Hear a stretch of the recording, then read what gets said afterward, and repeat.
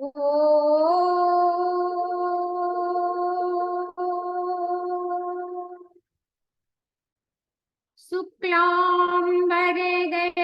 विष्णुं शशिवर्णं चतुर्भुजं प्रसन्नवदनं ध्यायेत् सर्वविघ्नोपशान्तये अखण्डमण्डलाकारं व्याप्तं येन चराचरं तत्पदं दर्शितं येन तस्मै श्री गुरवे नमः।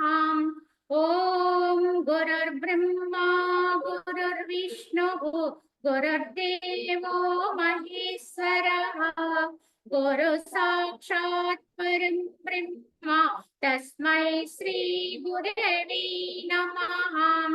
वन्दे परब्रह्मचिदात्माकं सद्वन्दे गुरुं शान्तमुमेशमीशं वन्दे शिवानन्दगुरुप्रवीरं वन्दे सदा ज्ञानपि वन्दनीयान् अनन्तसुखदातार अखण्डानन्दविग्रहं दयालुमतिसन्तुष्टं वन्देऽहं मम सद्गुरुं रागादिरोगान्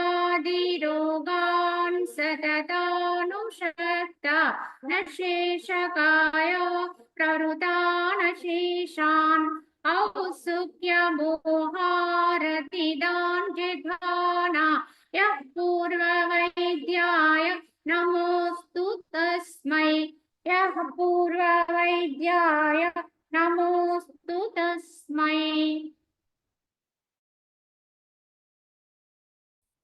ఓం శ్రీ రామచంద్ర పరబ్రహ్మణే నమః. శ్రీ వశిష్ఠ గీత. నిన్నటి వరకు మనము ఈ పురుష ప్రయత్న వివరం చెప్పుకున్నాం, అదృష్టం గురించి చెప్పుకున్నాం. ఇప్పుడు మానవ జన్మ సాఫల్యం అది మనకి వివరణ ఇస్తూ, పురుష ప్రయత్నముచే ఆత్మజ్ఞానం అనే ఫలమును పొందుటయే ఈ పురుష జన్మ యొక్క ఫలము. లేనిచో ఈ పురుష జన్మ నిరర్ధకము అని ఎరింగి సదా ఆత్మజ్ఞానమును కూర్చున్న ప్రయత్నమందే తత్పరుడయుండి అట్టి ప్రయత్నమును సచ్శాస్త్ర సాధుజన పండిత సేవనము ద్వారా జ్ఞాన ఫలలాభము చే పూర్ణముగా సఫలమనర్చవలను అన్నారు. అంటే ఏం చెప్తున్నారు? మన యొక్క పురుష జన్మ అన్నారు. ఇక్కడ ఈ యొక్క పురుష ప్రయత్నముచే ఆత్మజ్ఞానం అనే ఫలమును అందుకోవడమే ఈ మానవ జన్మ యొక్క సఫలత్వం. పురుష జన్మ యథార్థంగా మానవుడై ఉండి కూడా ఎవరైతే తమను తాము తెలుసుకునే ప్రయత్నంగా ఎవరైతే ఆత్మజ్ఞానం కోసం ప్రయత్నం చేస్తూ ఉంటారో అట్టి జన్మే పురుష జన్మ అనబడుతుందండి. ఎందువల్ల అంటే ఇక్కడ స్త్రీ పురుష భేదం అనేది మనము చెప్పుకుంటూ ఉంటాం, కానీ యథార్థంగా జీవత్వంతో ఉన్న వాళ్ళందరూ కూడా స్త్రీయత్వంతో ఉన్నట్టే. జీవత్వం తొలగి దైవత్వాన్ని అందుకున్న వారు ఒక్కళ్ళే పురుషోత్తముడు, పురుషుడు అనబడతాడు. కావున ఎవరైనా మానవ జన్మకు వచ్చాము అంటే పురుష ప్రయత్నం అనేది చేయాలండి. అప్పుడే మన యొక్క జన్మకు ఒక సార్థకత వస్తుంది. ఆ ఆత్మస్థితి అందుకునే విధానాన్ని మనము ప్రయత్నించాలి. ఈ ప్రయత్నం అనేది చెయ్యకపోతే ఆ జన్మ నిరర్థకమే అవుతుంది. దానికి మనకి అనువుగా ఏమేమైతే అవసరమో వాటిని మనము సేకరించుకోవాలి, మనమే కూర్చుకోవాలంటే ఏంటి? ఈ సజ్జన సాంగత్యము, సశాస్త్ర పఠనము, ఇటువంటివన్నీ కూడా మహాత్ముల యొక్క సందర్శనము, ఇవన్నీ కూడా మనకి తోడుకుని అంటే మనమే ప్రయత్నపూర్వకముగా ఆశ్రయించాలి. అలా ఆశ్రయించి ఎవరైతే ఇటు ప్రయత్నం చేస్తారో వారే మానవ జన్మకు వచ్చినందుకు ఒక అర్థం ఏర్పడుతుందండి. అదృష్ట పురుష ప్రయత్నముల రెండింటి బలమున్నిట్లు విచారించి పురుష ప్రయత్నమును ఆశ్రయించి ఆర్యులు బలమును పొందుతున్నారు. కావున ఆర్య జన సేవితమగు ప్రయత్న రూప శ్రవణ మననాదులు ఆశ్రయించి జ్ఞానమును బడేదగును అన్నారు. ఆర్యులు అనార్యులు రెండే రెండు జాతులండి. జగత్తులో ఉన్న జాతులు ఎన్ని అంటే చెప్పాలి అంటే ఆర్య జాతి, అనార్య జాతి. ఆర్య జాతి అంటే ఉత్తములు ఎవరైతే ఉంటారో, ఈ యొక్క సాధు సత్పురుషులు ఎవరైతే ఉంటారో, ఉన్నతమైన ప్రయత్నపరులు ఎవరైతే ఉంటారో వారినే ఆర్య జాతి అంటారు. ఆ వారినే ఆర్యులు అంటారు. అందుకు విరుద్ధంగా ఉన్న వారందరినీ కూడా అనార్యులని చెప్పాలి. కావున ఆర్యులు బోధించిన విధానంలోనే మనం ముందుకెళ్ళాలి తప్ప అనార్యతత్వాన్ని పట్టుకోకూడదు. అనార్యులు ఎప్పుడూ మనకి మార్గదర్శకులు కారండి. ఆర్యులైన వారిని ఆశ్రయించాలి, ఆర్యులనే అనుసరించాలి. కనుక ఆర్యులు చెప్పిన విధంగానే మనం జీవనాన్ని సాగించుకోవాలి. జీవుడు జన్మయందు కావింపబడిన శాస్త్ర బోధితముకు పురుష ప్రయత్నముచే మోక్ష సిద్ధికి సాధనమని ఎరిగి నిత్య సంతుష్టులను సర్వోత్కృష్టులు అయినటువంటి బ్రహ్మవేత్తల యొక్క సేవనమును అమోఘ మధుర ఉత్తమ ఔషధముచే జన్మ పరంపరామయమగు సంసార రోగము శమింపచేయును. కావున జీవుడు జన్మయందు కావించబడినటువంటి ఈ జన్మకు చేస్తున్నటువంటి ఈ శాస్త్రబోధితమైనటువంటి శాస్త్ర సమ్మతమైనటువంటి పురుష ప్రయత్నం ఏదైతే ఉందో దాని వల్లే మోక్షం అనేది తథ్యం. మోక్ష సిద్ధికి అది మనకి అర్హతను కలిగిస్తుంది. కనుక ఎప్పుడు శాస్త్రాన్ని అనుగుణంగానే వెళ్ళాలి తప్ప వ్యతిరేకంగా వెళ్ళకూడదు. అదే మనకి ఆర్యులు బోధించిన బోధ. కావున అలా ఎవరైతే ప్రయత్నిస్తూ నిత్యము కూడా తృప్తిగా ఉంటారో, సర్వోత్కృష్టులైనటువంటి ఈ బ్రహ్మవేత్తల యొక్క సేవనం ఏదైతే ఉందో అదే మనకి ఈ జన్మ పరంపర నుంచి తప్పించడానికి ఒక ఉపాయం అండి. జన్మ పరంపర నుంచి బయటపడాలనుకునేవారు తప్పనిసరిగా ఆర్య జన సేవనం చెయ్యాలి. అంటే ఉత్కృష్టమైన జీవనాన్ని గడుపుతున్నటువంటి సాధు మహాత్ముల యొక్క సేవనము చేసి తద్వారా ప్రయత్నపరులు అవ్వాలి. రోగరహితమైనట్టు స్వల్ప మానసిక దుఃఖముతో కూడినట్టు దేహమును పొంది జీవుడు మరల జన్మింపకుండులాగున ఆత్మజ్ఞానము కొరకును చిత్త సమాధానము కొరకును యత్నింపవలేను. కావున ఈ యొక్క దేహం అనేది మనకి సృష్టిలో భగవంతుని యొక్క సృష్టి క్రమములో మనకి లభించింది అనవచ్చు. అయితే ఇది రోగాలతో కూడుకుని ఉన్నప్పటికీ కూడా ఇది ఎప్పుడవుతుంది రోగాలు మయము అంటే మనం సరైన జీవన విధానం లేనప్పుడే ఇది రోగగ్రస్తం అవుతుంది. కానీ ఆరోగ్యంగా ఉన్నప్పుడే చక్కగా మనకి అన్ని రకాల పరిస్థితులు అనుకూలంగా ఉన్నప్పుడే ప్రయత్నం అనేది ప్రారంభించాలి. కావున ఈ యొక్క జన్మకు వచ్చాము అంటే అంతో ఇంతో అనారోగ్యాలు మానసిక వ్యధలు ఉంటాయండి. గతం నుంచి మనకు కూడా వచ్చినటువంటి సంస్కార ప్రాబల్యంతో ఎంతో కొంత మనకి ఇవి తప్పవు. కానీ వాటిల్లో ఉండి కూడా జీవులు ఎవరైతే మరల జన్మింపకుండా ఉండే విధానంలోనే ప్రయత్నిస్తారో, మరల జన్మ పరంపరలో పడని విధానం కొరకే ప్రయత్నం చేస్తారో వాళ్ళు మాత్రమే ఉన్నతమైనటువంటి ముక్తి పదాన్ని అందుకోగలుగుతారు. శరీరానికంటే దేహానికి ఏవో బాధలు వచ్చినాయి, మనసుకి ఏదో కష్టమైనది అని చెప్పి చేయవలసిన సాధన అనేది పక్కన పెట్టేసి ప్రయత్నం చేయకపోతే ఎప్పటికీ మనకి ఈ జన్మ కాదు కదా, ఎన్ని జన్మల తదుపరి కూడా మనకి సాధ్యం కాదండి. కావున ఇప్పుడే మనం సమయం అయిపోయింది ఇప్పటికే అనుకుని ప్రయత్నం మొదలు పెట్టాలి. ఇప్పటి వరకు మనం ఏ ప్రయత్నము చేయలేదనుకోండి, ఇప్పుడు తొందరపడాలి. కనుక ఉన్న సమయం మనకి ఎంతో మనకి తెలియదు. కొలది మాత్రమే ఉందో హెచ్చుగా ఉందో ఎవరికి కూడా ఆయుష్ నిర్ధారణ తెలియదు. కావున ఉన్న సమయం కొలదిగానే ఉందని భావనతోటి ఇప్పటి నుంచైనా ప్రయత్నం అనేది చెయ్యాలి. అందుకు తొందరపడాలి. పురుష ప్రయత్నం వల్ల అదృష్టము నివారింప యత్నించు వారికి ఇహలోకమును పరలోకమును కూడా అభీష్ట సిద్ధి అవుతుంది. కావున ఎవరైతే పురుష ప్రయత్నముతోటి ఈ విధంగా అదృష్టము అనే దాని నుంచి బయటపడతారంటే ప్రయత్నము చేస్తూ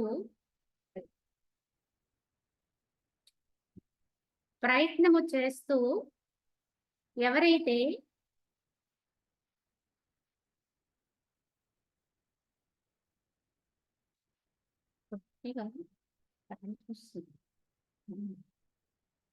అదృష్ట నివారింప యత్నించే వారికి ఇహలోకమునకు పరలోకమును కూడా అభీష్ట సిద్ధి అగును. ఈ పురుష ప్రయత్నం వలన పురుష ప్రయత్నం వలన అదృష్టమును అనే దాన్ని పక్కన పెట్టి ఎవరైతే ప్రయత్నిస్తారో వారికి ఇహలోకములోనూ అభిష్ట ఉంటుంది, పరలోకములోనూ అభిష్ట ఉంటుంది. ఇది గమనించుకోండి. ఎక్కడ ఉన్నతంగా ఎదగాలన్నా మనకి ఇది అవసరం అండి. ప్రయత్నం లేనివాడు పరం అనేది తర్వాతి విషయం. ఇహం కూడా ఏమీ పొందలేడండి, ప్రయత్నం వల్లే పొందగలుగుతాడు. కావున బాల్యకాలము నుండి ఏ విషయముల గురించి ఏ ప్రయత్నములు వనరుస్తారో ఫలము కూడా మనకి అట్టిదిగానే ఉంటుందండి. ఎవరెవరు ఏ యొక్క ప్రయత్నాలు చేస్తారో ఫలితము కూడా అదే వస్తుంది. పురుష ప్రయత్నం వలని బృహస్పతి దేవగురుడయ్యాడు, శుక్రుడు రాక్షసులకి ఆచార్యుడయ్యాడు. సాధు రామచంద్ర దైన్య దారిద్ర్య దుఃఖముల చేయి పీడింపబడి ప్రయత్నశీలులకు మనుజులు అనేకులు పురుష ప్రయత్న బలము చేయి ఇంద్ర సమానత్వాన్ని పొందగలిగారు. ఎందుకంటే ఈ ప్రయత్నం అనేది, పురుష ప్రయత్నం అనేది ఎవరినైనా సరే ఎంత మహనీయులుగానైనా కానీ చేయగలుగుతుంది. కావున అన్నింటికీ మూలము ప్రయత్నమే. అదృష్టాన్ని తీసి పక్కన పెట్టండి, నిరంతర ప్రయత్న పరులు కండి అని చెప్పి వశిష్ఠుల వారు దీని ద్వారా మనకి బోధ చేస్తూ శాస్త్ర విచారణ, గురూపదేశము, స్వప్రయత్నము అనే ఈ మూడింటి సహాయంతో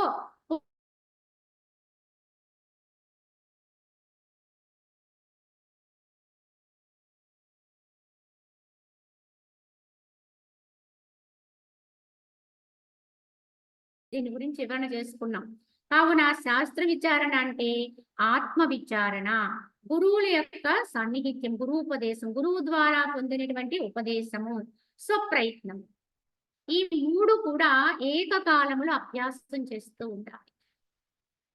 కావున తత్వ విచారణ, మనోనాశము, ఇంకా ఆత్మనిష్ట, ఈ మూడు కూడా సాధకుడు ఏకకాలంలో చెయ్యాలి. శాస్త్ర విచారణన్నా తత్వ విచారణన్నా ఒక్కటే. తత్వాన్ని నిరంతరము కూడా స్వాధ్యాయం చెయ్యాలి, లేదా ఇలా శ్రవణ మననాలు చెయ్యాలి, తద్వారా విచారణ చేసుకుంటూ ఉండాలి. ఇంకొకటి ఏమిటి, గురువు చెప్పినటువంటి బోధ ఏదైతే ఉందో ఆ బోధని ఆశ్రయించి మనస్సు లేని స్థాయికి వెళ్ళడానికి, అంటే ఆ మనోలయ స్థితి పొందేటువంటి విధానంలోనే ఏ గురువైనా ఉపదేశం చేస్తారు. దానికి మార్గాలు అనేక ఉండొచ్చు. జ్ఞాన మార్గం ఉండొచ్చు, యోగ మార్గం, లేదా జ్ఞాన మార్గం, భక్తి మార్గం, ఇలా మనకి చాలా మార్గాలు ఉన్నాయి. కానీ అన్ని మార్గాల్లోనూ అంతర్లీనంగా దాగి ఉన్నది ఏమిటంటే ఈ మనోలయ స్థితి. ఈ మనస్సుని పరిపూర్ణంగా పరమాత్మని లయం చేయగలిగితే అప్పుడే మనకి ఆత్మ అనుభవం అనేది, దైవ దర్శనం అనేది జరుగుతుంది. కావున ఈ గురువు ఉపదేశాన్ని అనుసరించి ప్రయత్నించాలి. ఈ ప్రయత్నము స్వప్రయత్నం, అంటే గురువు ద్వారా పొందాము కదా ఇంక మనకి పర్వాలేదు అనుకోకుండా ఎవరి ప్రయత్నాన్ని వాళ్ళు 100% చెయ్యరు. కావున ఈ విధంగా మనము గమనించుకుని ఈ విధంగా మనము ఎప్పటికప్పుడు మన ప్రయత్నాన్ని మనం సాగిస్తూనే ఉండాలని చెబుతూ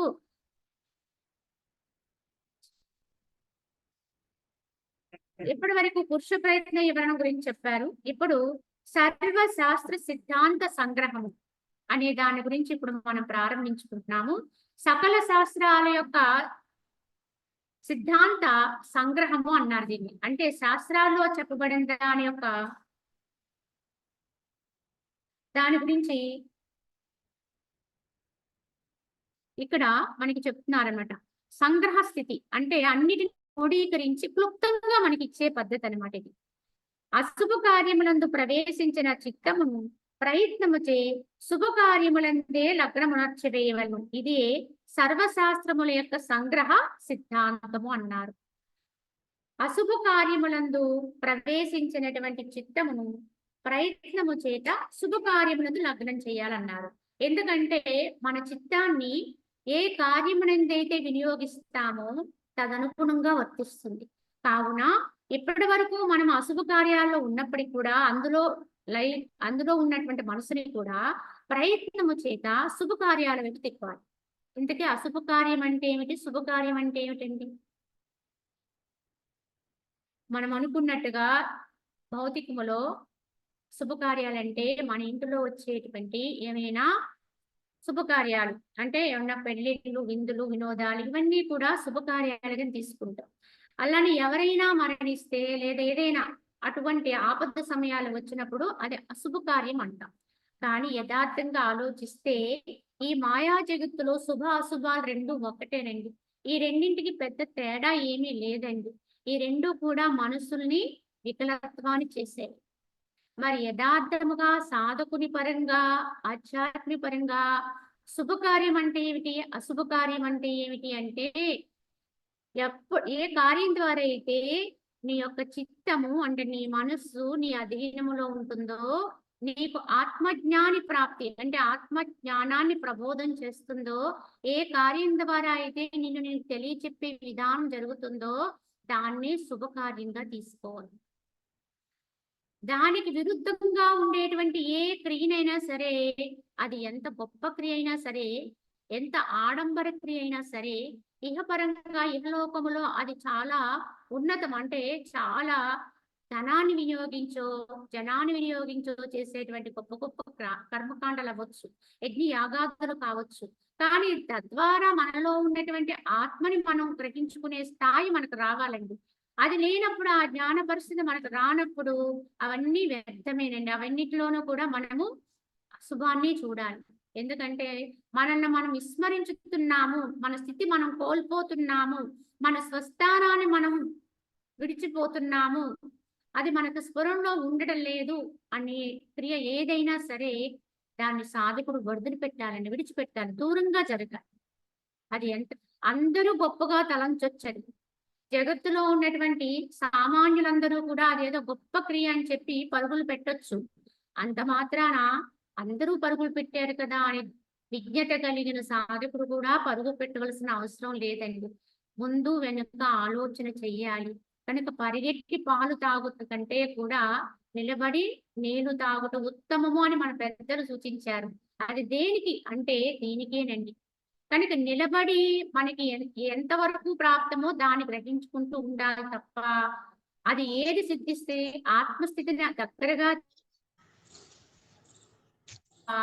ఏవో గొప్ప గొప్ప క్రియాచరణకు వెళ్ళిపోతున్నాం కదా అని చెప్పి ఉన్న సత్యాన్ని మర్చిపోయాం అనుకోండి, దానికి దూరంగా పోయాం అనుకోండి, అందులో పడిపోయాం అనుకోండి, అందరూ గుంపుగా చేస్తున్నారు అని చెప్పి మనం కూడా అదే చేస్తున్నాం అనుకోండి, తద్వారా మనకి ఉన్నది మొత్తము అది మనలోంచి పూర్తిగా విస్మరణ అయిపోతుంది.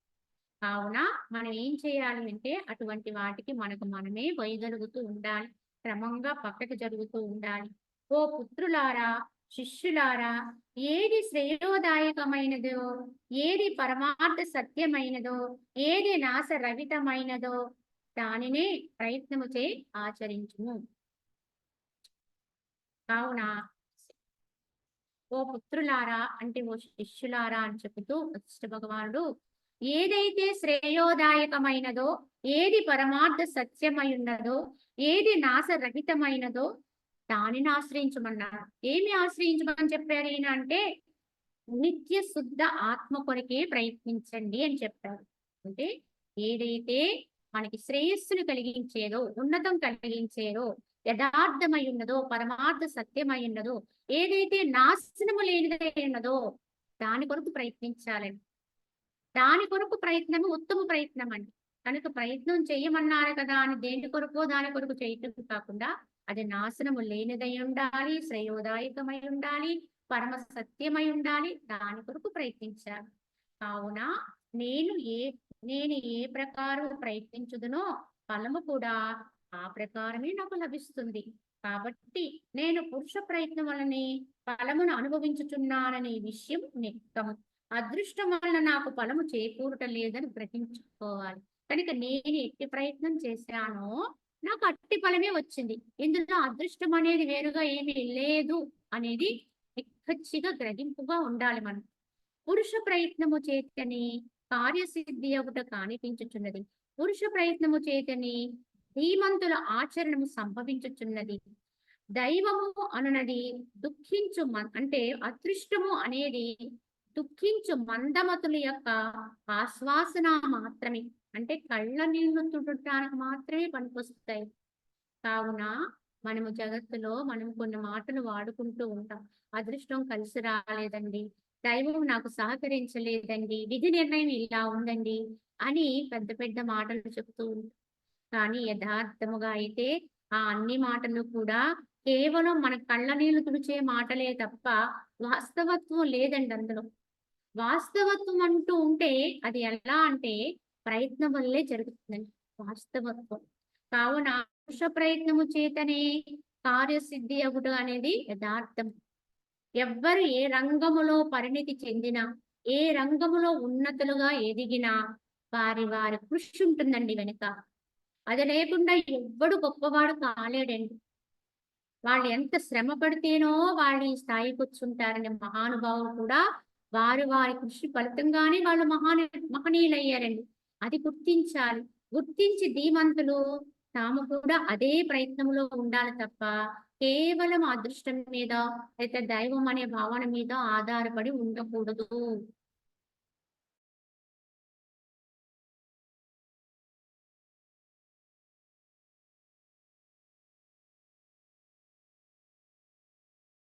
భుజించు వారికి తృప్తి కలుగుతుంది. భుజింపని వారికి తృప్తి ఎలా కలుగుతుంది?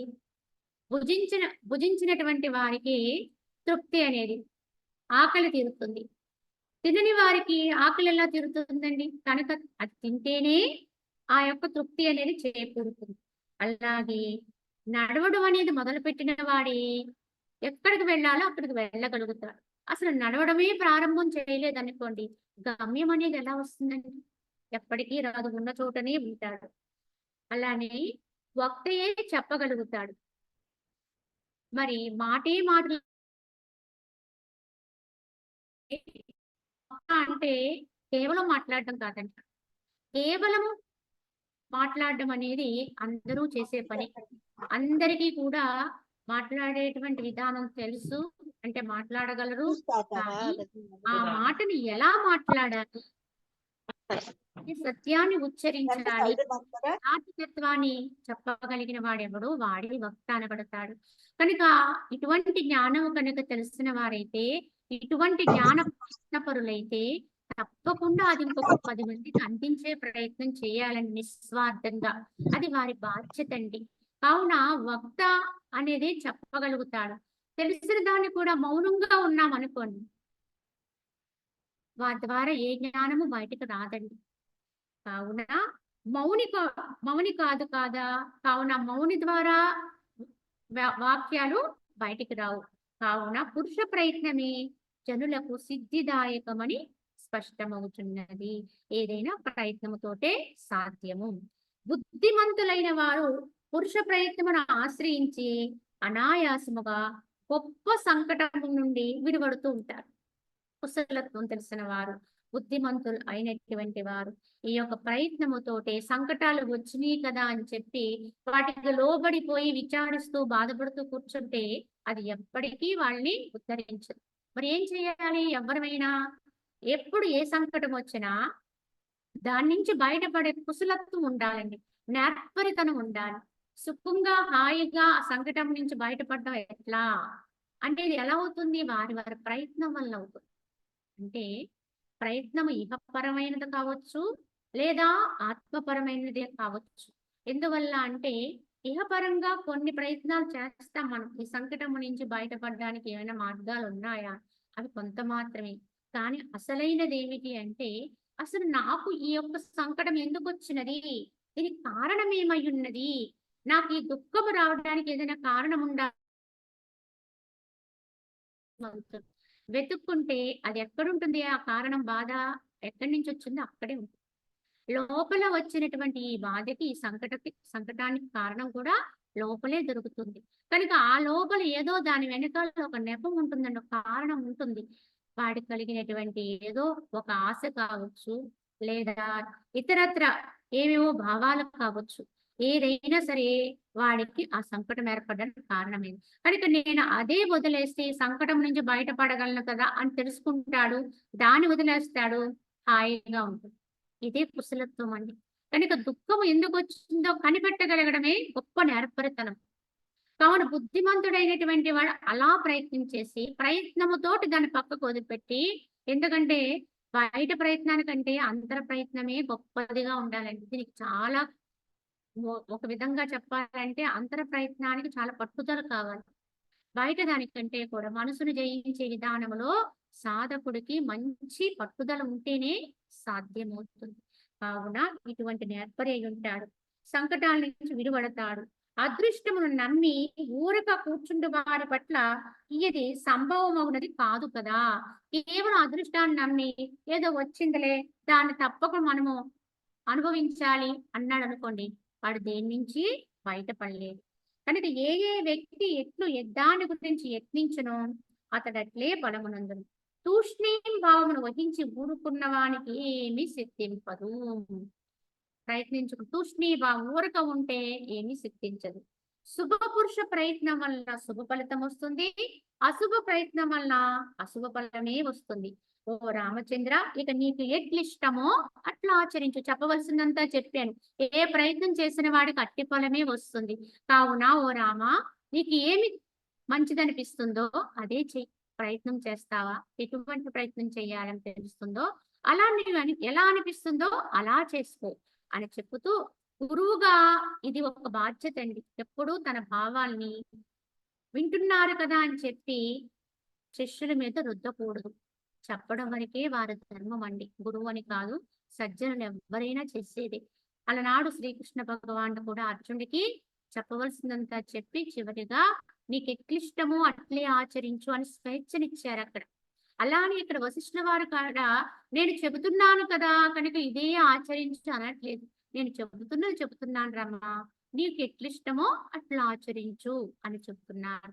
సత్సాంగత్యము సత్శాస్త్ర విచారణ వలన బుద్ధి తీక్ష్ణము కాగా అట్టి బుద్ధితో కూడిన ప్రయత్నము చే మనుజునకు తానిచ్చగించినది లభించును. ఈ విధముగా సత్సాంగత్యము మంచి శాస్త్ర విచారణ వలన బుద్ధి ఏమవుతుంది? తీక్ష్ణత్వాన్ని పొందుతుంది. సునిశ్చిత, అది చాలా తీక్ష్ణం, సూక్ష్మత్వంలోకి వెళ్తుంది. ఈ తీక్ష్ణత్వం కాగా అట్టి బుద్ధితో కూడిన ప్రయత్నం ఏదైతే ఉందో ఆ ప్రయత్నం వల్ల ఆ సూక్ష్మ స్థితిలో ఉండేటువంటి ఆ బుద్ధి నిపుణత్వం కలిగి ఉంటుంది. కనుక మానవుడుగా ఏది శ్రేయస్సుగా, అంటే మనుషుడికి ఏది శ్రేయస్సుగా ఉందో అటువంటి ఫలాన్ని వాడు అందుకోగలుగుతాడు. దాని కొరకే ప్రయత్నిస్తాడు. ఆ ఆత్మ ప్రాప్తి కొరకు ప్రయత్నిస్తాడు, దాన్ని అందుకోగలుగుతాడు. అనంతమై సమరూపమైనటువంటి అఖండానంద ప్రాప్తియే పరమ పురుషార్థమని పెద్దలందరూ. ఇట్టి పరమార్థము వేని వల్ల లభించును అట్టి శాస్త్రములను సత్పురుషులనే ఆశ్రయించాలన్నారు. కనుక పురుషార్థం ఏది? పరమ పురుషార్థం, అన్నింటిలో కంటే ఉత్తమమైన పురుషార్థం. ఈ పురుషార్థ తత్వం ఏదైతే ఉందో దాన్ని మనం అర్థం చేసుకోవాలి. ఇది అనంతమైనది, సమరూపమైనది, అఖండమైనది. దీనికి అచ్చట ఇచ్చట అనేటువంటి భేదము లేదండి. ఒక్క చోట మాత్రమే ఉండేది కాదు. భగవంతుని యొక్క తత్వము అనంతము, అఖండము, ముక్కముక్కలకి విభజింపబడేది కాదు. సమత్వంతో ఉండేది, అన్ని చోట్ల కూడా వ్యాపకమై ఉండేది. అటువంటి దాని యొక్క ప్రాప్తి పరమ పురుషార్థం అని పెద్దల యొక్క మాట అండి, మహనీయుల యొక్క మాట ఇది. కనుక ఏది మనకి పరమ పురుషార్థం, ఇంతకీ దేన్ని పొందాలి అనే ప్రయత్నం మొదలు పెట్టాలంటే అసలు దేన్ని పొందాలో తెలుసుకోవాలి. ముందు మన లక్ష్యం ఏమైనదో, మన గమ్యం ఏమైనదో అది గ్రహించుకుని దాని కొరకే ప్రయత్నించాలి.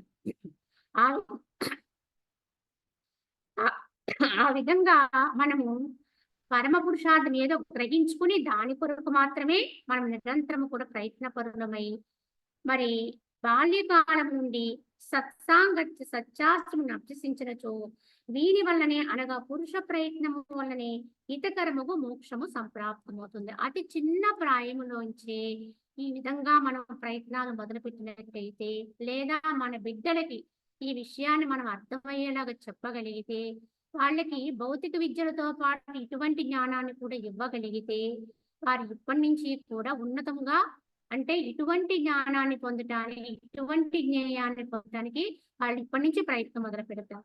ఇదేనండి అసలైన సంపద. మనము ఎన్నో సంపదలు మన బిడ్డలకు మనం ఇస్తూ ఉంటాం, కానీ అది అపూర్ణమే అవుతుంది, అంటే పరిపూర్ణం కాదండి. ఎన్ని ఇచ్చినా, ఎన్ని కోట్లు ఇవ్వండి, ఎన్ని ఇవ్వండి, అలాగే వాడికి ఎన్ని నేర్పించండి, భౌతిక విద్యలు ఎన్ని నేర్పించండి, ఎంత చదువులు చెప్పించండి, కానీ అసలు జీవిత లక్ష్యం ఏమై ఉన్నదో, మానవ జన్మ సఫలత్వం ఏమై ఉన్నదో ఆ విషయాన్ని మనం అడిగిన విధానాన్ని కల్పించలేదనుకోండి, అది అపూర్ణమే. కావున వారికి అతి చిన్న వయసులో నుంచే అన్ని విద్యలతో పాటు ఆత్మ విద్య గొప్పది, మేటిది అనే జ్ఞానాన్ని తెలుపుతూనే అన్ని విద్యలతో పాటు దీని కొరకు ప్రయత్నం చేసేవారుగానే తయారవ్వాలి. వాళ్ళు ఉత్తమ జన్మకు వెళ్ళిన వారు అవుతారండి. ఉత్తమ జన్మకు వచ్చిన వారు అవుతారు. ఉన్నతమైన ఫలాన్ని అందుకుంటారు. నిన్న చేసిన చెడ్డ పని నేటి సత్కార్యం వల్ల మనకి అది మంచి కర్మగా అవుతుంది. అలాగే పూర్వపు కర్మ కూడా ఇప్పటి ప్రయత్నము చేత మళ్ళీ అది ఉత్తమత్వాన్ని పొందుతుంది. కావున ఎప్పుడో ఏదో చేశామని దిగులు పడి నిరుత్సాహపడితే ఉపయోగం లేదు. తప్పకుండా దానికి ప్రాయశ్చిత్త కర్మలు ఉంటాయండి. ఈ ప్రాయశ్చిత్తాన్ని చేసుకోవాలి ఎవరికి వాళ్ళవి.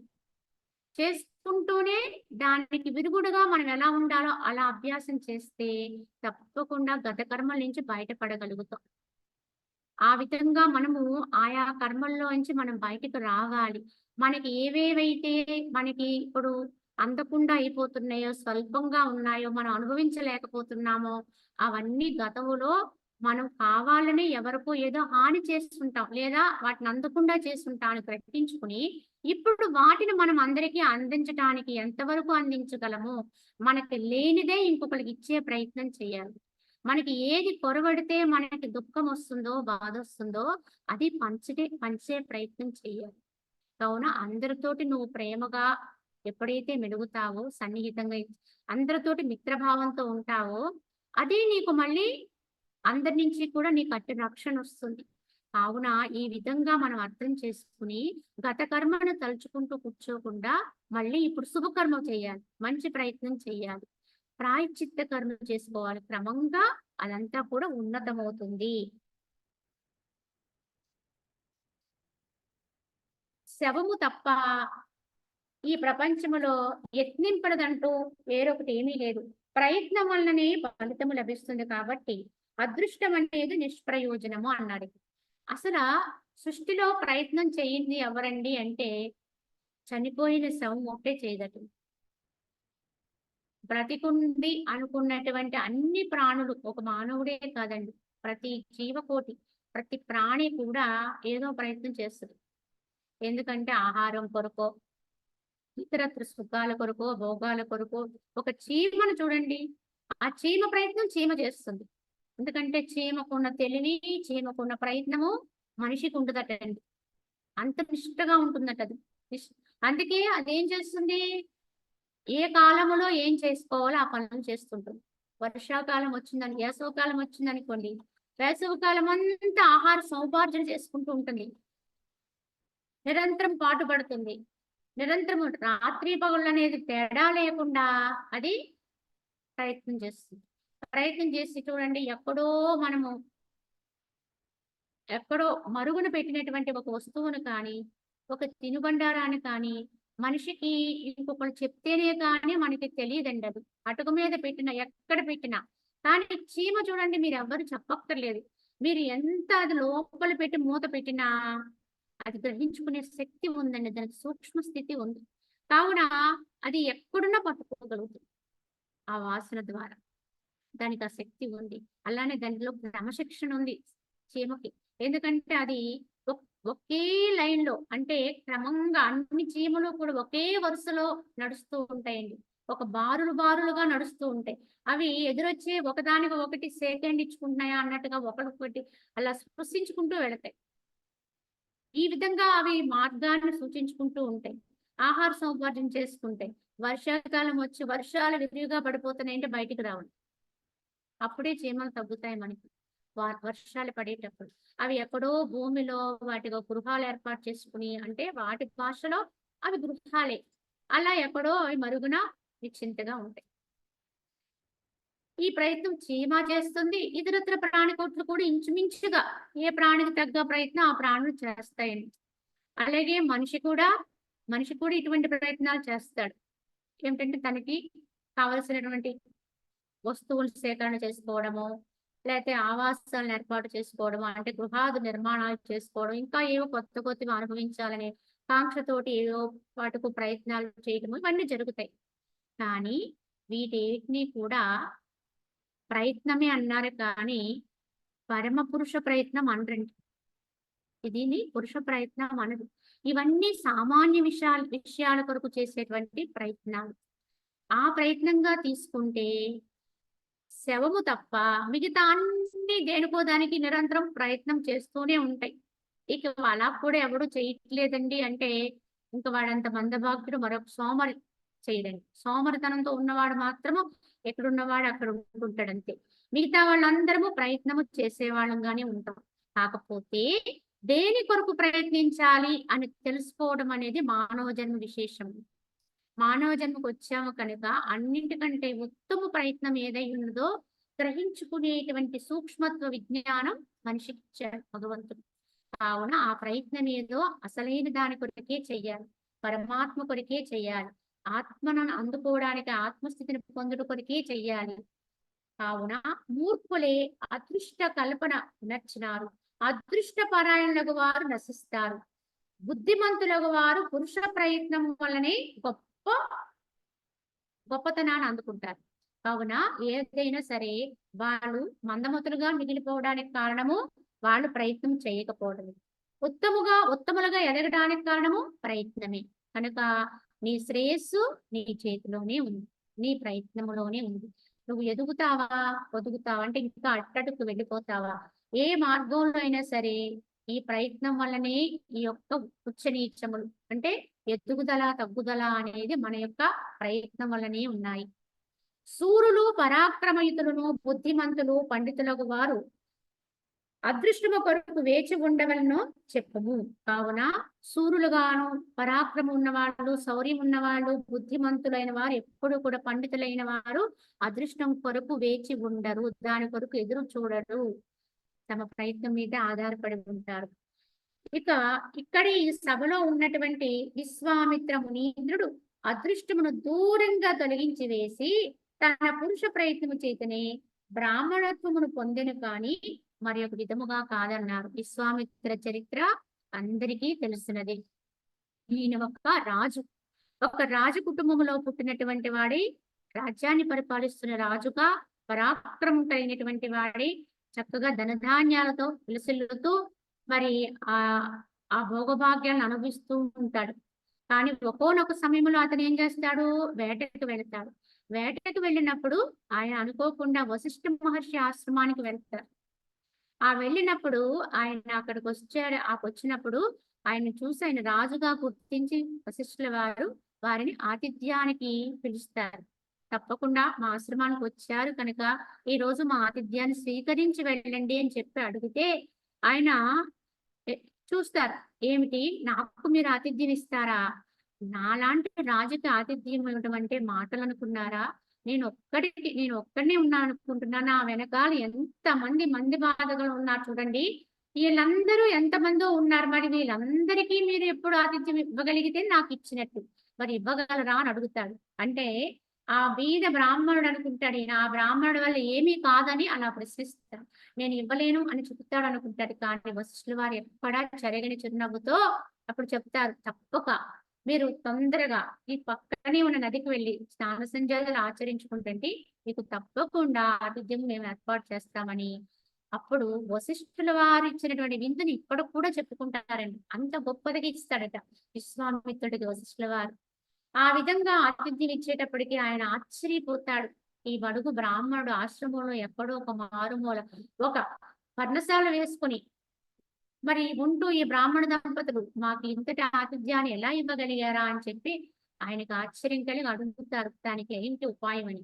అడిగితే ఈ నందినీదేవి మాకు అన్నిటికీ ఆధారం అని, ఎప్పటి నుంచో మాకు కులదేవత అని చెప్పి ఆమెను ఆ యొక్క గోవును చూపిస్తారు. అప్పుడు వెంటనే రాజుగా ఉన్నటువంటి వాడుగా ఉన్నాడు కదా విశ్వామిత్రుల్లో, కొంత శౌర్యం ఉంటుంది, కొంత ఏంటంటే స్వార్థం ఉంది. కావున ఇక్కడ ఏమంటారు, ఇది మీ వంటి వారి దగ్గర ఉండడం వల్ల ప్రయోజనం ఏముంది? రాజుగా ఉన్నా నాకు ఇది చాలా ఉపయోగం కనుక ఇది నాకు ఇచ్చి పంపించమంటారు. అందుకు వశిష్ఠుల వారు అంగీకరించకపోతే అప్పుడు అంటారు, ఇది రాజుగా నా యొక్క సంపదే, నా రాజ్యంలో ఉంది కనుక ఈ ఆశ్రమం ఈ సంపద నాకే వర్తిస్తుంది కనుక ఈ నందినిని నిన్ను అడగవలసిన అవసరం లేదు, నేనే తీసుకెళ్ళిపోతాను అని చెప్పి ఆయన కూడా పెట్టుకుని వెళ్ళిపోదా అని ప్రయత్నిస్తే, అప్పటి వరకు అన్ని రకాలైన షడ్రుచులతో కూడిన పదార్థాలన్నీ అందించిన ఆనందిని దేవికి కోపం వచ్చింది. కోపం వచ్చి ఆ బ్రాహ్మణుడైన వశిష్ఠుల వారు ఏం చేయలేదు. అప్పటి వరకు పదార్థాలన్నీ అందించింది. ఇప్పుడు ఆమెలో నుంచి అనేక మంది భటులు, వీరులు, శూరులు అందరూ పుట్టుకొచ్చి ఈ యొక్క రాజ్య సైన్యాన్ని, రాజుగారి సైన్యాన్నంతటినీ కూడా తునాతునికలు చేసేస్తారు. అప్పుడు ఆ సైన్య పరాక్రమానికి ఆగలేక వాళ్ళందరూ పలాయనం చిత్తగించి విశ్వామిత్రుడు తిరిగి రాజ్యానికి వెళ్ళిపోతాడు. వెళ్ళిపోయి నిరంతరము కూడా తనలో తను మదన పడతాడు, ఆలోచన చేస్తాడు. ఏంటి ఇంత పరాక్రమం కలిగి ఇంతమంది సైన్యంతో ఉన్నటువంటి నేను ఆ యొక్క బ్రాహ్మణుడి ముందు ఎందుకు పనికి రాకుండా అయిపోయింది?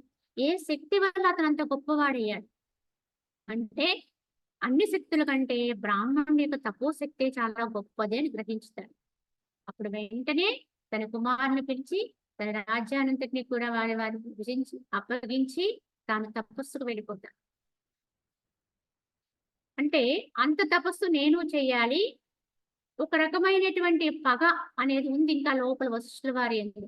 కనుక వారంతటి వారిని నేను అవ్వాలి అనేటువంటి ఒక ద్వేష స్వభావంతో ఆయన తపస్సుకు వెళ్తాడు. వెళితే అక్కడ తపస్సు చేస్తాడు కానీ ఆయన 2-3 సార్లు కూడా గొప్ప తపస్సు చేసి కూడా వీగిపోతుంటాడు మధ్య మధ్యలో. అంటే ఒకసారి మేనక వల్ల, ఆ విధంగా దేవేంద్రుడితో పంపించబడిన మేనక వల్ల భ్రష్టత్వాన్ని పొంది శకుంతలకి జన్మని ఇచ్చి అక్కడితో ఆ తపస్సు నుంచి బయటకు వచ్చి మళ్ళా తపస్సుకు వెళ్తాడు. అలాగే మళ్ళీ త్రిశంకుడు అనే ఒక రాజుకి స్వర్గాన్ని అంటే పట్టుదలతోటి అతనికి స్వర్గ నిర్మాణం చేసిస్తాడు. ఆ విధంగా కొంత తపస్సు శక్తి నిర్వీర్యం చేసేసుకుంటాడు. ఇలా కొంతకాలానికి ఇది కాదని తెలుసుకుని చివరికి మళ్ళీ గొప్పదైనటువంటి తపస్సు చేస్తాడు. అప్పుడు భగవంతుడైన బ్రహ్మదేవుడి చాటు వచ్చి వాడిని ఆయన్ని ఆశీర్వదించి నీకేం కావాలి చెప్పు అని చెప్పి అంటే, అప్పుడు అంటాడు నేను ఋషిత్వాన్ని పొందాలి అని. అప్పుడు వాళ్ళు అంటారు తప్పకుండా నువ్వు ఋషివే కానీ రాజర్షివి అంటారు. రాజర్షివి అంటే ఏంటి? రాజుల్లో ఋషి, రాజులందరికంటే గొప్పవాడు, మేటైన వాడు రాజర్షివి అన్నారు. ఆయనకి తృప్తి కలగలేదు ఆ పదం. కలగక నేను రాజర్షిని అనిపించుకోసం నేను తపస్సు చేయలేదు, నేను బ్రహ్మర్షిని అనిపించుకోవాలి అంటాడు. కానీ ఎందరైనా సరే ఎన్ని రకాలుగా ఆయన ప్రయత్నాలు చేసినా అందరూ ఆయన రాజర్షే అంటే ఉంది. ఇంకా ఆయనకు ఒక రోజట కోపం వచ్చేసిందట.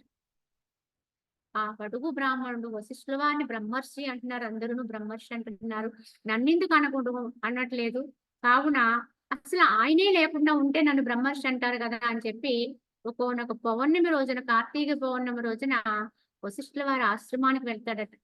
ఎంత కోపంతో క్రోధంతో వెళతాడు, ఆయన పట్ల అసూయతో ఆయన వధించుదామా అన్నంత కోపంతో వెళ్తాడు.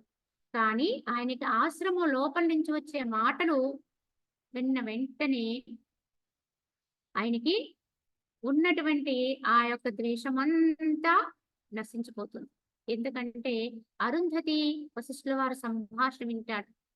ఏమనుకుంటుంటారు, ఇవాళ ఈ కార్తీక పౌర్ణమి రోజు ఈ చంద్రుడు ఎంత ఆహ్లాదంగా ఉన్నాడండి అని చెప్పి అరుంధతిదేవి అంటుంటే, ఈ చంద్రుడు ఏపాటి వాడు అరుంధతి, మరి తపోబలం చేత వెలిగిపోతున్న ఆ విశ్వామిత్రుడి యొక్క కళ్ళల కంటే ఈ చంద్రకళ్ళ గొప్పవంటావా అని అంటారు. అంటే తాను ద్వేషిస్తున్నటువంటి వ్యక్తి తనని పొగుడుతున్నాడు ఇక్కడ. అది ఆ వశిష్ఠుల వారి గొప్పతనం. ఆయన విశ్వామిత్రుడు వచ్చిన విషయం కూడా తెలుసు ఆయనకి. కానీ ఇదేనండి మహనీయుల యొక్క లక్షణం. మరి విశ్వామిత్రుడు వెంటనే తన తప్పుదం తాను తెలుసుకుని వెళ్ళి అప్పుడు వశిష్ఠుల వారి కాళ్ళకు నమస్కారం చేసి నన్ను క్షమించమని అడిగితే, అప్పుడు మొట్టమొదటిసారిగా ఈ యొక్క వశిష్ఠుల వారు బ్రహ్మర్షి విశ్వామిత్ర అని చెప్పి ఆయన సంబోధన చేసి పైకి లేపుతారు. అక్కడి నుంచి ఆయన క్రోధావేశాలు పూర్తిగా మటుమాయం అవుతారు. ఎందువల్ల నేను ఇంతవరకు బ్రహ్మర్షిని అనిపించుకోలేకపోయాను అనే విషయం అర్థమైంది ఆయనకి. ఈ వశిష్ఠుల వారి పట్ల ఉన్న నా క్రోధ భావాన్ని నేను అది ఒక్కటి వదలలేదు. ఎంత తపస్సైనా చేశాను కానీ దాన్ని మాత్రం మర్చిపోలేదు. అందుకే ఇప్పటి వరకు ఆయన బ్రహ్మర్షి అవ్వలేకపోయాడు. ఎప్పుడైతే వశిష్ఠుల వారి పాదాలను ఆశ్రయిస్తాడో, వశిష్ఠుల వారి పాదాలను ఆశ్రయిస్తాడో అప్పుడు ఆయన బ్రహ్మర్షి అయ్యాడు. అయితే అదే సభలో ఉన్నారు ఆ విశ్వామిత్రుడు. ఈ యొక్క వశిష్ఠుల వారు బోధ చేస్తూ శ్రీరాముడితోటి ఈ సభా మధ్యంలో ఉన్నటువంటి విశ్వామిత్రుల వారు ఉన్నారే, ఈయన ఎక్కడి నుంచి ఎక్కడికి వచ్చారో గమనించు, ఎందువల్ల ఏ రకంగా ఇంత ఉన్నతిని పొందారు, బ్రహ్మర్షి విశ్వామిత్ర అయ్యారైనా అంటే పట్టుదలతో ప్రయత్నం. ఎన్నిసార్లు విరిగిపోయినా మళ్ళీ తపస్సు చేశాడు. అయ్యో చేసిన తపస్సు అంతా నిష్ఫలమైపోయింది కదా అని అక్కడతో దాన్ని వదిలిపెట్టి వెళ్ళిపోలేదైనా. మళ్ళీ చేశారు, మళ్ళీ చేశారు, మళ్ళీ చేశారు. చివరికి తాను పొందాల్సిన లక్ష్యం ఏమైతుందో, గమ్యం ఏదైతుందో దాన్ని అందుకున్నాడే. చివరికి బ్రహ్మర్షి అయ్యాడు. ఇదే మనకి నిదర్శనం అని ఆ విశ్వామిత్రుని సాదృశ్యంగా ఆయన చూపిస్తూ, ఓ రఘుపుంగవ, ఇట్లు పురుష ప్రయత్నము ఒక్కదాని చేతనే అభీష్ట బలములన్నీ సిద్ధించగలవు, అదృష్టం వల్ల కాదు. అందువల్ల ఈ పురుష ప్రయత్నము నీకు శుభదాయక మగుగాక అని చెప్పి ఆయన్ని ఆశీర్వచనం చేశారు. అదే విధంగా ఈ పురుష ప్రయత్న వివరణలోని శుభవాసనలు, అశుభవాసనలు, వాసనలు అనేవి 2 రకాలుగా ఉంటాయని చెప్తూ, వాటిలో ఉండే తారతమ్యం ఏమైనదో వాటి గురించి వివరణిస్తూ ఇలా చెప్తున్నారు. అయితే ఇక్కడ శ్రీరాముడు ఒక ప్రశ్న వేస్తారు ఆ యొక్క వశిష్ఠ మునీంద్ర, పూర్వపు వాసనా సమూహములు నన్నెట్లు వనర్పింపచేయుచున్నవో అట్లే వనర్చుచున్నాను.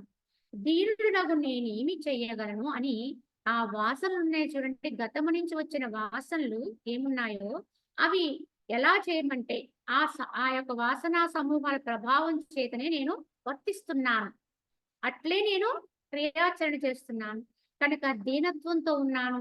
ఇప్పుడు నేనేమి చెయ్యాలి అని చెప్పి శ్రీరాముడు ప్రశ్నించాడు మళ్ళీ వశిష్ఠుల వారిని. అప్పుడు వశిష్ఠ భగవానుడు ఇలా చెబుతూ, ఓ రామచంద్ర, కాబట్టియే ఇప్పుడు కావించిన పురుష ప్రయత్నం వల్లనే నీకు శాశ్వతమగు శ్రేయస్సు లభించును, కానీ మరి ఒక్క దాని చేత కాదు. అందుకే రామా చెప్తున్నాను నీకు, ఇప్పుడు చేసేటువంటి ప్రయత్నమే వాటన్నిటిని వెనక్కి తీసేస్తుంది. కావున ఇప్పుడే నువ్వు గట్టి ప్రయత్నం చెయ్యాలి అని చెప్పి రాముడికి చెప్తూ, రామచంద్ర, ఈ వాసనా సమూహం అనేది శుభమని అశుభమని 2 విధాలుగా ఉంటుంది. శుభవాసనలు, అశుభవాసనలు. పూర్వజన్మపు వాసనా సమూహము ఈ రెండింటిలో ఏదో ఒకటై ఉంటుంది. మనం గతము నుంచి తెచ్చుకున్నటువంటి వాసనలు శుభం కావచ్చు, అశుభం కావచ్చు, లేదా మిశ్రమం కూడా కావచ్చు, కానీ ఇవే మనతో వస్తాయి. అందు పూర్వపు శుద్ధ వాసనా సమూహముచే నీవిప్పుడు ప్రేరితులైనచో క్రమముగా ఇప్పటి శుభ ప్రయత్నము చేతని నీవు శాశ్వత పదముగు మోక్షమును పొందగలవు. అయితే ఈ గతము నుంచి వచ్చినటువంటి వాసనల యొక్క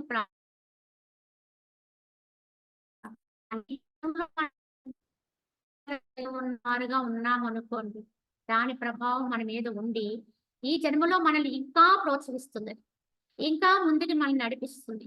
ఎందుకంటే గతములో సగం వరకు చేసి విడిచి వచ్చాము కనుక దాని ప్రభావం మన మీద ఉంటుంది. ఆ ప్రభావానికి ఏం తోడు చేయాలి, ఆ ప్రభావం ఉంది కదా అని అలానే ఉన్నాం అనుకోండి, వాడు అలానే ఉండిపోతాడు. కొద్దిగా మనకు ఆ సంస్కారం ఉందంటే దాన్ని దిగునీకృతం చేయాలి, దాన్ని నిరంతరము మన ప్రయత్నం చేయాలి, దాన్ని ఉన్నతం చేసుకోవడానికి మనం ప్రయత్నం చేయాలి. అంతేగాని నేను మంచి కుటుంబంలో పుట్టాను, నా యొక్క కుటుంబము గొప్ప భక్తి ప్రపత్తులు కలిగినటువంటి వంశం మాది, కావున నాకు అది సహజంగానే ఉందిలే అని మనం ఊరుకున్నాం అనుకోండి, ఇక్కడ మనకు ఉన్నతి ఉండదండి, అక్కడే ఉంటాం. మనకు వచ్చిన అవకాశాన్ని మనమే ఉపయోగించుకోవాలి, ఉనికి పుచ్చుకోవాలి, వాటిని పుచ్చుకుని మనం ఇంకా ముందుకెళ్ళే ప్రయత్నం చేయాలి. కావున ఆ విధంగా చేసిన వాడే శాశ్వతమైనటువంటి పదవైనటువంటి ముక్తిని పొందగలుగుతాడు. ఒకవేళ పూర్వజన్మపు అశుభవాసన అనేది వచ్చింది అనుకోండి, అప్పుడు మనకేమవుతుందంటే సంకటం వైపు నడుస్తుంది. అవన్నీ కూడా మనకి సంకటాలు కలిగిస్తూ ఉంటాయి, రకరకాలైనటువంటి వ్యతిరేక భావాలు వస్తూ ఉంటాయి, దాని ప్రభావంగానే మన గుణాలు వస్తూ ఉంటాయి. మరి అప్పుడేం చేయాలి, శుభవాసన వస్తేనేమో మళ్ళీ కొత్తగా ప్రయత్నం చేసి దాన్ని ఇంకా ముందుకు నడిపించుకోమని చెప్పారు. దాని తోటి నువ్వు మోక్షానికి అరుగుడు అవ్వగలుగుతావని చెప్పారు. మరి అశుభవాసనలు వస్తే, అశుభవాసనలతో అశుభ గుణాలతో ఉన్నాం అనుకోండి, అప్పుడు ఏం చేయాలి, అప్పుడు కూడా ప్రయత్నమే చేయాలి. ఏం ప్రయత్నం చేయాలి? శుభ ప్రయత్నం చేయాలి. గతము నాస్తి. గతము నుంచి నాకు వచ్చినటువంటి గుణాల ప్రభావం ఏదైనా అయ్యుండొచ్చు కాక. కానీ నేనిప్పుడు మారుతాను. నేను గట్టి ప్రయత్నం చేస్తానని మళ్ళీ శుభ ప్రయత్నం చేసి, శుభ పురుష ప్రయత్నం చేసి బలాత్కారంగా వాటిని ఓడించాలి. అంటే ఒకవేళ మోక్షానికి పోలేకపోవచ్చు. కానీ గత సంస్కారాన్ని జయిస్తాం. ఆ గతములో మనకున్నటువంటి భావాలను జయించగలుగుతాం. ఆ రకంగా అయినా ప్రయత్నం చేయాలి. ఓ రామచంద్ర, నీవు ప్రజ్ఞారూపుడువు, చైతన్య మాత్రుడివే కాని ఈ జడమైన దేహానివి కాదు. నీవు స్వప్రకాశుడువు. అట్టి చిన్మాత్ర రూపుడువగు నీవు మరి ఒక చైతన్యముచే ప్రకాశింపబడుటలేవు. కావున ఓ రామ, తెలుసుకో నీవెవరువో నువ్వు. ఏమిటి నువ్వెవరు అంటే, నీవే ప్రజ్ఞారూపుడివి, చైతన్య మాత్రుడు. నువ్వు చైతన్యానివే కాని ఈ కనిపించే జడమైనటువంటి రూపం ఏదైతే ఉంది, దేహం ఉందే, ఇది కాదు నువ్వు. కనుక రామ అని పిలువబడేటువంటి ఈ మాత్రం నువ్వు కాదు. నీ యొక్క చైతన్యం ఏదైతే ఉందో, ప్రజ్ఞ ఏదైతే ఉందో, ఆ ప్రజ్ఞా స్వరూపం ఏదైతే ఉందో అదే నువ్వై ఉన్నావు. నీవు స్వప్రకాశుడువు. నువ్వు స్వయంగా ప్రకాశించే తత్వం కలిగిన వాడు. అట్టి చిన్మాత్ర రూపుడవు నీవు మరి ఒక చైతన్యముచే ప్రకాశింపబడుటలేదు. అంటే స్వయం ప్రకాశం. ఎందుకు అంటే ఈ ఆత్మ యొక్క తత్వమే స్వయం ప్రకాశ తత్వం. తనకి తానుగా ప్రకాశిస్తూ ఉంటుంది. అందరము అట్టి స్వరూపులమేనండి, రాముడే కాదండి. ప్రతి ఒక్కరిలో ఉన్నది శుద్ధ చైతన్యమే. ఈ స్వయం ప్రకాశతత్వం ఏదైతే ఉందో అది మన అసలు నైజం అంటే, మన సహజ స్వభావం అదే. కానీ మనము దాన్ని మరుగున పరుచుకుని ఉన్నాం కనుకనే ఆ ప్రకాశాన్ని మనం అందుకోలేకపోతున్నాం. అంటే ఆ ప్రకాశంగా ఉండలేకపోతున్నాం. అందుకోలేకపోవడానికి ఇంకొకటిగా లేము ఇక్కడ. యథార్థంగా ఉన్నది ఒక్కటే. కానీ ఆ ప్రకాశంగా ఉండలేనప్పుడే రెండో వాడు వచ్చాడండి ఇక్కడ. కనుక నేను అనే దేహం వచ్చింది. ఈ దేహంతో పాటు దానికి ఊరు పేరు అన్ని వచ్చి ఇది వేరు అది వేరు అని వేరు భావంలోకి వెళ్ళిపోతున్నాం. కానీ యథార్థంగా ఆ ప్రకాశం ఏదైందో ఆ ప్రకాశం మాత్రంగా ఉండిపోతే తెలుస్తుంది అసలు ఎవరు, అసలు ఉన్నదేదో, అసలు ఉన్న సత్యమేదో అది మనకి అనుభవానికి వస్తుంది. కనుక ఈ వాసన అనేది శుభ అశుభ మార్గములు రెండింటి యందును కూడా ప్రవహిస్తున్నది. ఈ వాసన అటువైపుకి వెళ్ళిపోయామనుకోండి, అటువైపు నడుస్తుంది. శుభం వైపుకి వెళితే శుభం, అశుభ వైపుకి వెళ్ళిపోతే అశుభం వైపు నడుస్తుంది. అంటే ఈ వాసనే మన మార్గాన్ని నిర్దేశన చేస్తూ ఉంటుంది. దీన్నే శ్రేయో మార్గము ప్రేయో మార్గము అంటారు. అంటే శ్రేయస్సును కలిగించుకునే మార్గం ఎప్పుడు పైకి ఉంటుంది. ప్రేయస్సును కలిగించే మార్గం ఎప్పుడు కూడా అట్టడు కిందికి పడిపోతూ ఉంటాం. కానీ మధ్యలో ఉన్నాం మనం ఇప్పుడు. ఈ మధ్యలో ఉండేటువంటి మన యొక్క మానవ జన్మకు వచ్చినా కనుక ఇక్కడే మనము మన యొక్క మనసుకి వివేకం అనేటువంటి స్థితిని కల్పించాలి. ఎవరికైతే ఈ వివేకం అంతో ఎంతో మేలుకుంటుందో, దీనికి మరి ఈ సజ్జన సాంగత్యము, సత్యాస్త్ర పఠనము ఇలాంటివన్నీ తోడు చేసినప్పుడు వాడి వివేకం ఎప్పుడైతే మేలుకుంటుందో అప్పుడు వాడు ఏ వాసనలతో ఉన్నప్పటికీ కూడా తను ఉద్ధరించుకోవాలి అనేటువంటి జ్ఞానం వైపుకి వెళ్తాడు. అంటే శుభవాసన వైపు వెళ్తాడు. ఆ శుభవాసనతో కూడిన ప్రయత్నం ఎప్పుడైతే జరుగుద్దో అశుభవాసనలు పడిపోతాయి. దీన్ని బట్టి మనం ఎవ్వరం కూడా గతాన్ని తలుచుకుని బాధపడే పని లేదు. గతంలో కానీ అంటే గత జన్మలో కానీ ఇహ జన్మలో కానీ మన వల్ల ఏమైనా తప్పిదాలు జరిగితే జరిగి ఉండొచ్చు. కానీ ఇంకెప్పుడు వాటిలో పడి ఉండమని లేదండి. ఇప్పుడు కొత్త ప్రయత్నం మనం చెయ్యాలి. కొత్తమైనటువంటి వాసనలు కలిగి ఉండాలి. కనుక దాన్ని విడిచి ఈ కొత్త మార్గంలోకి రావడానికి ఏవేవి మనకు సహకరిస్తాయో దాన్ని పట్టుకోవాలి. దానికి ఎన్నో ఉపాయాలు ఉన్నాయి. అంటే ఆత్మజ్ఞానం పొందడం అనేది అప్పటికప్పుడు సిద్ధించేది కాదు. దీని వెనకాల ఎన్నో మెట్లు ఎక్కి రావాలి. ఎన్నో సాధనలో ఆరితేరాలి. అన్ని విధానాల కూడా మనకి భక్తికి మార్గం అంటే భగవంతుని చేరుకునే మార్గాలు అన్నీ కూడా. ఆయా మార్గాలన్నింటిలోనూ కూడా మనకి మన వాసనను అనుసరించి, మన సంస్కారాన్ని అనుసరించి ప్రయాణం చేయవలసిందే. చేస్తూనే ఉన్నాం. ఇప్పుడు మనము భౌతికములో ఇప్పుడు చూస్తూ ఉంటాం. కొందరు భజనలు చేస్తారు, కొందరు నామం చెప్తారు, కొందరు ఇంకా అది కూడా లేకుండా ఇతరత్ర రాళ్ళకి రప్పలకి మొక్కుతూ ఉంటారు. కొందరు ధ్యానం చేస్తారు, కొందరు యోగ పరాయణులై ఉంటారు, కొందరు ఆత్మజ్ఞాన పరాయణులై ఉంటారు. మరి వీరందరూ ఇలా ఉన్నారు కదా, మరి ఏమిటండి అంటే ఇదంతే. ఎందుకంటే ఎవరెవరి వాసనలు ఎలా ఉంటాయో, ఎవరెవరి భావాలను అనుసరించి వారు ఆ మార్గాన్ని ఎంచుకుంటారు. కానీ వీరందరిలోనూ కూడా ఒక భావన ఉంటుందండి. ఎలా అంటే గతము నుంచి వచ్చినటువంటి ఆ పూర్వ సంస్కారం ఏదైతే ఉందో దాన్ని కొంతలో కొంతైనా జయించుదాము అనేటువంటి ఉత్తమ భావనతోటి ఉంటారు. అంటే భగవంతుడిని ఎలా చేరాలో తెలియకపోవచ్చు. ఏది సత్యమో తెలియకపోవచ్చు. కానీ ఏదో రకంగా భగవంతుడు అనేవాడు ఉన్నాడు. ఏదో ఇంతకంటే అమోఘమైన శక్తి ఒకటుంది. నాకంటే అద్భుతమైనటువంటిది ఒకటుంది. నేననుకుని ఈ దేహ విధానానికంటే కూడా గొప్పదైన చైతన్యం అనేది ఏదో ఒకటుంది. కనుక దాన్ని తెలుసుకోవాలి. దాన్ని ఎలా తెలియాలో తెలియదు. ఒక చెట్టులో చూస్తాడు, ఒక పుట్టలో చూస్తాడు. ఇలాగ మొట్టమొదట అన్నీ చేసి చివరికి నేనే అదయ్యి ఉన్నాననే సత్యంలోకొస్తాడు. మరి అలా వచ్చినప్పుడు ఇక్కడ మరి అదంతా తప్పా అనంటే మనం కూడా అవన్నీ చేసొచ్చిన వాళ్ళమేనండి. అవన్నీ చేయకుండా ఈరోజు మనకి ఈ ఆత్మజ్ఞానం అనేది అప్పటికప్పుడు పట్టుబడడం అనేది అరుదండి. ఎవరో కారణ జన్ములు గతం నుంచి కాస్త పూర్తిగా అంటే యోగభ్రష్టులయ్యి వచ్చిన వాళ్ళకి మాత్రమే సిద్ధిస్తుంది. గతములో చేసి కొద్ది మాత్రం మిగిలిపోయి జన్మకొచ్చారనుకోండి, వారికొస్తుందండి జన్మతః. అంతేగాని అందరికీ పుట్టుకతోటే ఆత్మజ్ఞానం వచ్చేస్తుందండి అంటే అది పొరపాటండి. మనకి అది పొందే అవకాశాలు కూడా మనకి ఎంతవరకు సంస్కారం అనేది ఉన్నతమవుతుంటుందో అప్పుడు మనకి అంతంత చెరువులోకి వెళుతుంది. కావున మన సంస్కారం ఎలా ఉన్నా ప్రయత్నం మాత్రం వదలకూడదు. మనకు తెలిసినట్టే ఎవరికి తెలిసిన విధానంలో వాళ్ళు పరమాత్మ కొరకు పాటుపడాలి, ప్రయత్నం చెయ్యాలి. లోపలున్నాడో తెలీదు, బయట ఉన్నాడో తెలీదు. కానీ మనకి తెలిసే వరకు ప్రయత్నం చేస్తూనే ఉంటుంది. కానీ యథార్థ తత్వం అనేది మనకి ఎప్పుడో ఒకప్పుడు చేరువవుతుంది. ఎవరో ఒకరి ద్వారా అవుతుంది. కనుక నువ్వు అంతటా వెతికే భగవంతుడు నీలోనే ఉన్నాడు, నీవయ్యే ఉన్నావనే పరమ సత్యము నీకు అర్థమవుతుంది. అప్పటి వరకు మనము ఈ ప్రయత్నాన్ని ఆపకూడదు. ఏదో అస్సలు ఏ ప్రయత్నం చెయ్యని మూర్ఖుడు కంటే కూడా ఏదో ప్రయత్నం చేస్తున్నవాడు చాలా గొప్పవాడండి. ఏదో విధంగా భగవంతుని కొరకు పాటుపడుతున్నవాడు చాలా గొప్పవాడు. అసలు ఎప్పుడూ ఏ ప్రయత్నము చేయనటువంటి వాడికంటే తను తాను ఉద్ధరించుకునే విధానము. కావున ఏ విధమైనటువంటి ప్రయత్నాల్లో ఉన్నా సరే వారిని ప్రోత్సహించమని చెప్పాడు భగవానుడు భగవద్గీతలో.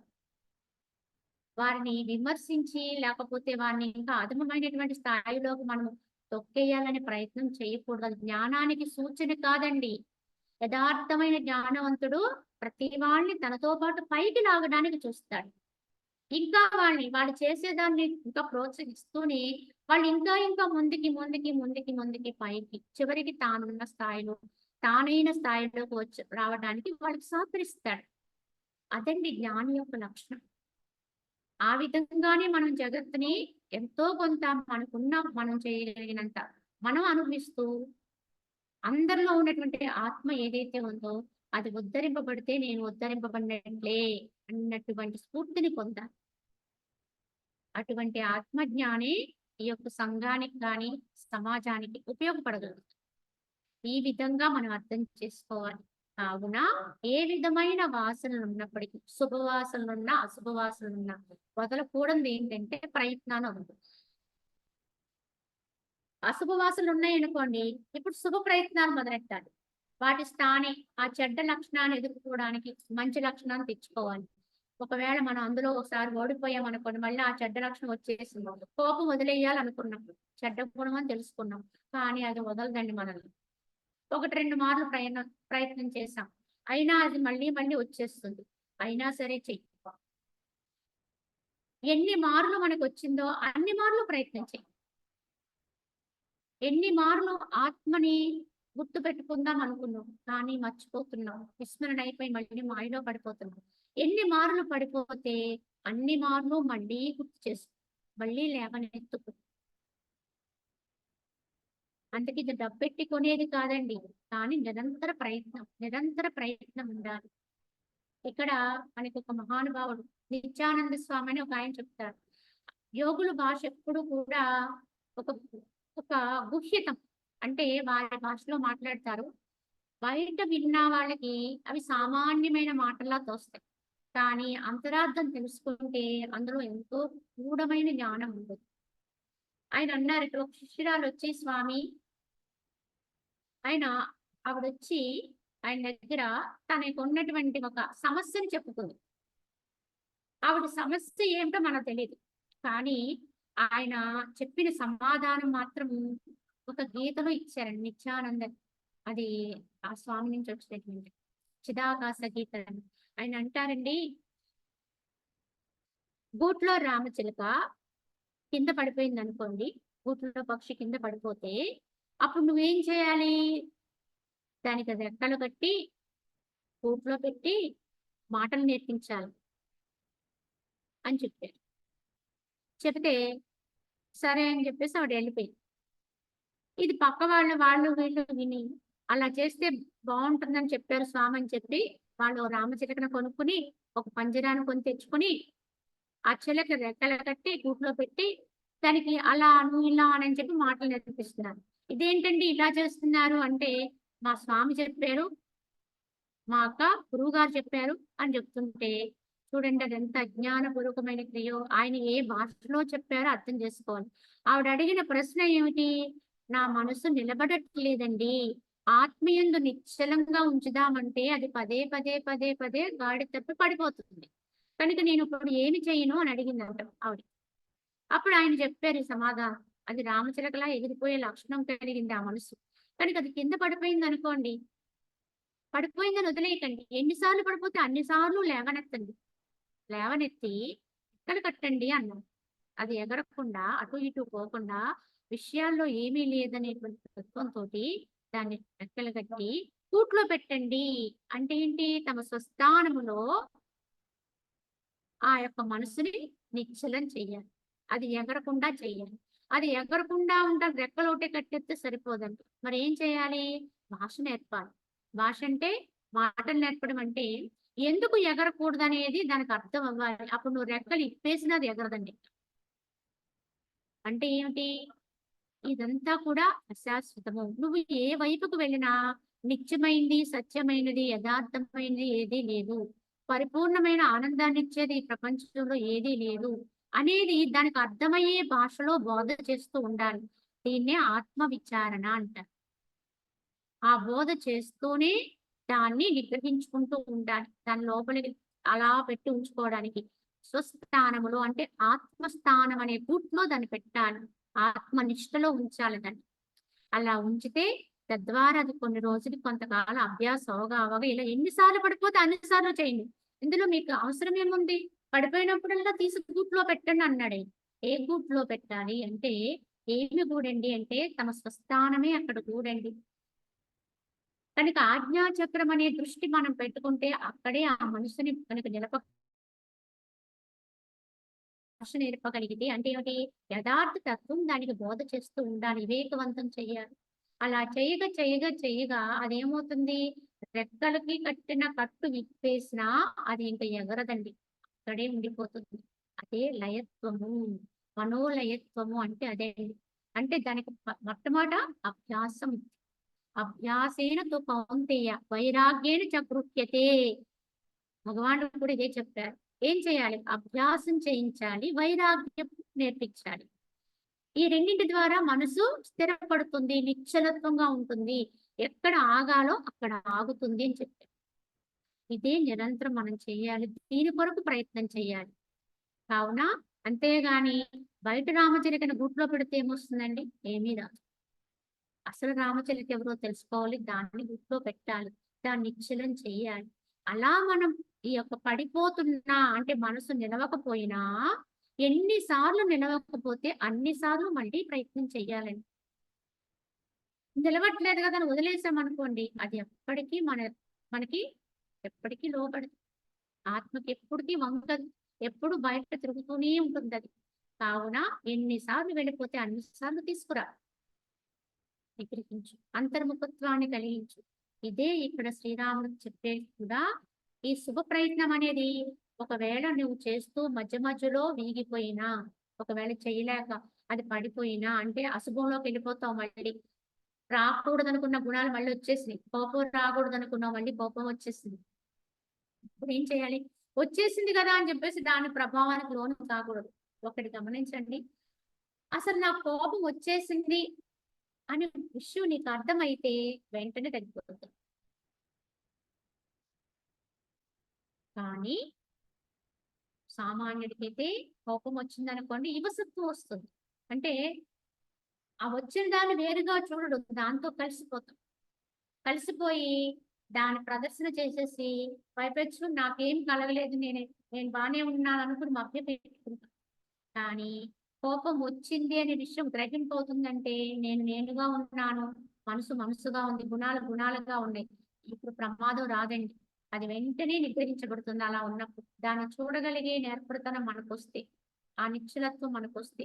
కావున చెడ్డ గుణాలు అనేవి మనలోకి వచ్చినప్పుడు ఎవరు కనిపెడతారు? బయట వాళ్ళు కాదండి, ముందు మనమే కనిపెట్టుకోవాలి. ఏ గుణాలు వచ్చినాయి, ఏ భావాలు వచ్చినాయి, ఏ వాసనలు వస్తున్నాయి, ఎలా ఉన్నాము అనేది ఎప్పటికప్పుడు గ్రహించుకుంటూ ఉండాలి, గమనిక ఉండాలి. ఈ గమనిక ఉన్నప్పుడు తప్పకుండా మనసు తొందరలోనే మన అధీనంలోకి వచ్చేస్తుంది. ఎందుకంటే దొంగ ఉన్నాడండి, మన ఇంటికి వచ్చాడు, వాడు దొంగతనం చేయడానికి వచ్చాడు. కానీ యజమాని ఉంటాడు అక్కడ. ఆ ఇంటి యజమాని నిద్రపోయి పరాస్థితిలో ఉన్నాడు అనుకోండి, అప్పుడు దొంగగారు వచ్చిన పని చక్కబెట్టుకుని వెళ్ళిపోతుంది. కానీ దొంగ వచ్చేటప్పటికి యజమాని మెలకుగా కూర్చుని ఉన్నాడు, చూస్తూ ఉన్నాడు. ఇంట్లో లైట్లన్నీ వెలుగుతా ఉన్నాయి. అప్పుడు వచ్చాడండి. వాడు ఏం చేస్తాడు? ఇంతకి దొంగ అంటే ఎక్కడి నుంచైనా ఊడు పెడతాడే, వేరే చోట నుంచి కాదండి.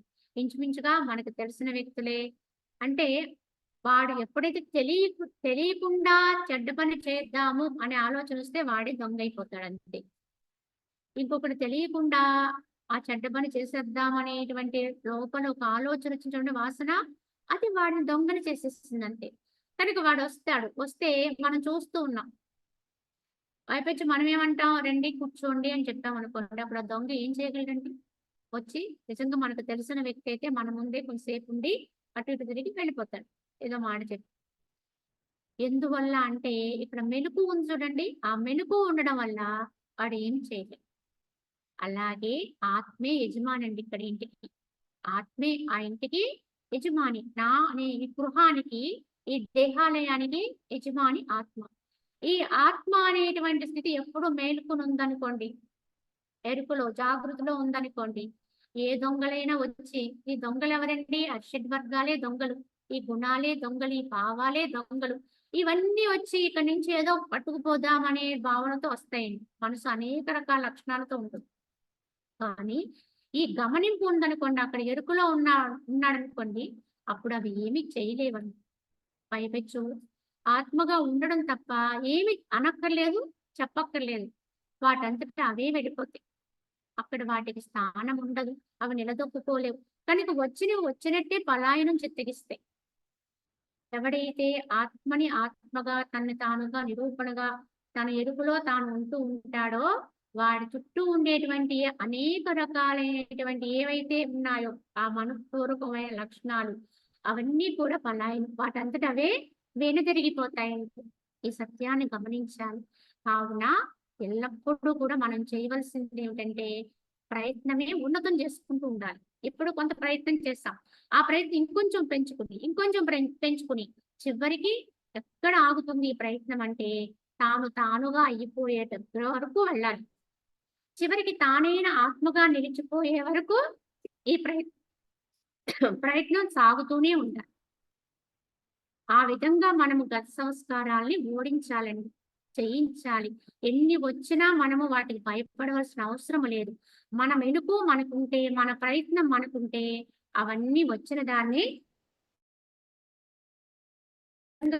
వరకు కూడా ఈ వశిష్ఠుల వారు ముముక్షు వ్యవహార ప్రకటన అనేటువంటి దాంట్లో శుభవాసనలు అశుభవాసనలు అనే దాని గురించి మాట్లాడుతూ చెప్తూ ఇక్కడ ఈ విధంగా అశుభవాసనల్ని శుభవాసనలతో జయించాలి అని పదే పదే చెప్పినటువంటి భావాన్ని మళ్ళీ మళ్ళీ చెప్తున్నారు. గమనించండి. వశిష్ఠ గీత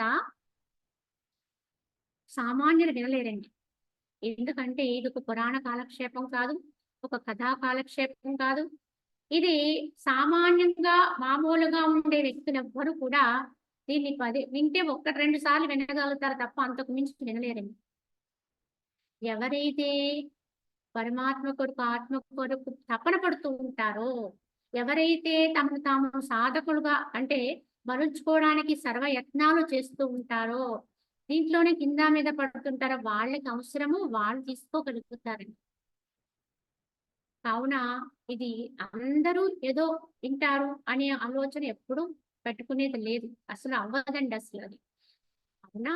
ఎవరికి ఒక్కళ్ళు ఆరితేరినా చాలు, ఒక్కళ్ళు ఉన్నతిని పొందినా చాలు, ఉత్తీర్ణులైనా చాలు. ఎంతమందికి ఇది అవసరమో, ఎంతమంది తీసుకుంటారనేది లేదండి. ఇక్కడ దీని యొక్క విశేషత ఏంటంటే చెప్పిన భావాన్ని మరలా మరలా మరలా మరలా చెప్తారు. అంటే విసుగొస్తుందా అన్నట్టుగా ఉంటుంది వినే వాళ్ళకి, బయట వాళ్ళకైతే. ఎందుకు అలా చెప్పారు అనేది ఒకసారి గమనించుకుంటే ఈ విధంగా చెప్పడం వల్ల ఎటువంటి వాడైనా, ఎందుకంటే చూడండి ఒకే చోట రోజు ఒక రాయి మీద పెట్టి ఒక గిన్నెని కానీ ఏదైనా తోముతున్నారు అనుకోండి, ఆ రాయి అరిగిపోతుందండి. అక్కడ ఆ యొక్క ఆకృతి వచ్చేస్తుంది. అలాగే అడవి మార్గంలో రోజు ఒక దారిమిట నడుస్తుంటే అక్కడ దారి ఏర్పడుతుంది.